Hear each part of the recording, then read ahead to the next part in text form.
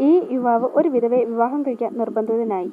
അവൾ വളരെ വൃത്തികെട്ടവളായിരിക്കുമെന്ന് അയാൾ വിചാരിച്ചു. അതുകൊണ്ടുതന്നെ വിവാഹരാത്രിയിൽ അയാൾ അവളെ അവഗണിച്ചു. തനിക്ക് തെറ്റുപറ്റിപ്പോയി എന്ന് ആ സ്ത്രീക്ക് തോന്നി. തന്നെയായാലും അവൾ അവളുടെ അമ്മായിയമ്മയെ പരിപൂർണ മനസ്സോടെ തന്നെ സംരക്ഷിച്ചു. ഒരു ദിവസം അവളുടെ ഭർത്താവിന്റെ സഹോദരൻ വീട്ടിൽ മദ്യപിച്ചിട്ട് വന്ന് രക്തം തുപ്പുന്നു.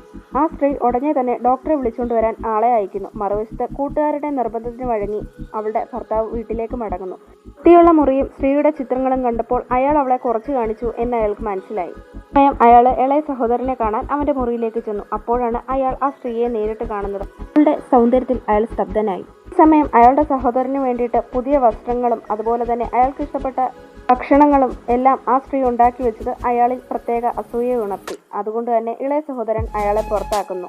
ആ സ്ത്രീയുടെ ശ്രദ്ധ ആകർഷിക്കാൻ വേണ്ടിയിട്ട് അയാൾക്ക് വിശക്കുന്നു എന്ന് അയാൾ ഉറക്കെ വിളിച്ചു പറഞ്ഞു. എന്നാൽ അവൾ അയാളെ അവഗണിച്ചു.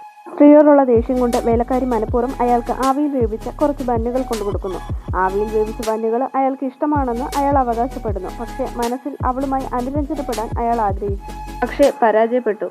ഈ സമയം അയാൾ ചെയ്തതോർത്ത് അയാൾക്ക് സങ്കടം തോന്നി.